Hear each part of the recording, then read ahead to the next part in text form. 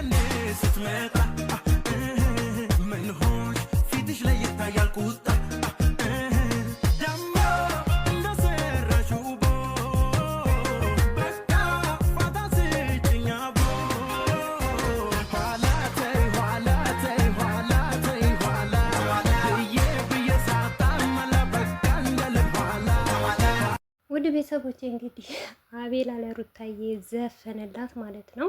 ምክንያቱም የዘፈነላት ምክንያት ምን እንደሆነ ታውቃላችሁ? አንደኛው ነገር አበሳጭታቸዋለች፣ ሊቀመጡ ከልክላለች፣ እረፍት አልሰጥም ብላለች። በነገራችን ላይ አቤላ ያው ሁልጊዜ ኩረጃ ይቅር ማለት ነው። እቺ ዘፈን ከዚህ በፊት አብርሽ ቲክቶክ ላይ ቦስቷት ነበር ማለት ነው። እኔ እኮ አብርሽ የሚጠቀመው ነገር ለምን እንደምትወዱ ግራ ይገባኛል። እና ሩታዬ ደግሞ እውነት ተባረኪልኝ፣ ክብር በይልኝ፣ እንዲሁም አብርሽ ማለት ነው። እና በእናንተ ነው ይሄንን ሁሉ ለውጥ እየታየ ያለው ማለት ነው። በነገራችን ላይ ማለት ነው ውድ ቤተሰቦች የሩታዬ የተቃጠለ የድስት ምግብ ማለት እንዴት እንደሚጣፍጥ እኮ ልነግራቸው አልችልም። እኔም አንድ ቀን ቀምሻለሁ። በጣም በጣም ነው የሚጣፍጠው ማለት ነው። እንዴ በአንዴ አንዱ ብትጎርሱት ማለት ነው እንዴት እንደሚዋፍር ብታዩ ማለት ነው። እንግዲህ አቤላዬ እሱን እየላሰ እየዛቀ እየጎረሰ እንደፈለገ የሩታን ክብር ዝቅ ክፍ እያደረገ ለራሱ ውብ አድርገዋለች ማለት ነው። ንግስታችን ማለት ነው።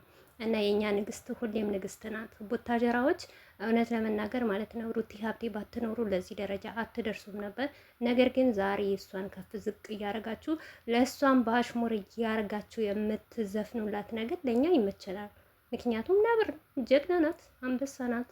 አንበሳም ስለሆነች ነው ወንድ ልጅ እንዴት እዚህ ጭርጭር እስከምትሉ ድረስ የምታረጉት እስከምታጩ ድረስ የምታረጋችሁ ማለት ነው። እና ሩታዬ ጎበዝ ናት። ምንም ነገር ብትላት ብዘፍኑላት አሽሙር ብትሰጧት አትበገሪ ናት ማለት ነው። ዋይ ይሄን ነገር ደግሞ ስወድ ማለት ነው። በዚሁ አጋጣሚ ማለት ነው የሴት ልጅ ክብር ዝቅ አድርጎ ሴትን ተሰድቦ ሴትን የተለያየ ነገር አድርጎ የሚመጣ ምግብና የሚለበስ ልብስ ዋው!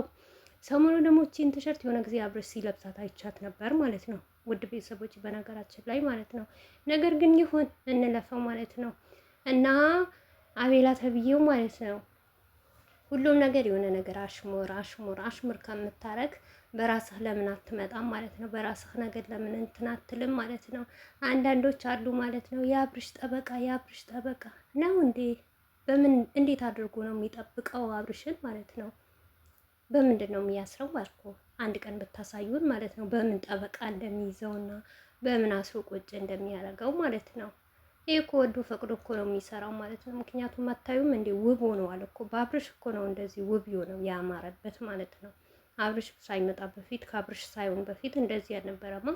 እና ለአብርሽም ደግሞ ምስጋና ይገባዋል። አብርሽ ተባረክ፣ እጅህ ይባረክ፣ የሰራኸው ይባረክ፣ ኪስህን ይባረክ።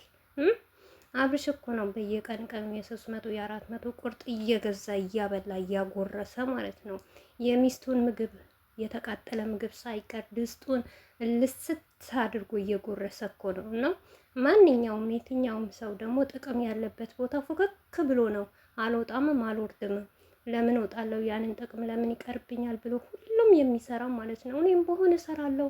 አብርሽ ለምሳሌ ቤት ቢከራይልኝ፣ ምግቤን ቢያበላኝ፣ ልብሴን ቢያለብሰኝ፣ ሩታዬ ደግሞ በየቀን የሚጣፍጥ ምግብ ብታጎርሰኝ፣ ስመጣ ልብሴን ብታጥብልኝ፣ የተለያየ ነገር ብታረግልኝ እንዴት አርጌ ነው ማኖረው? እንዴት አርጌ ነው ማላከው?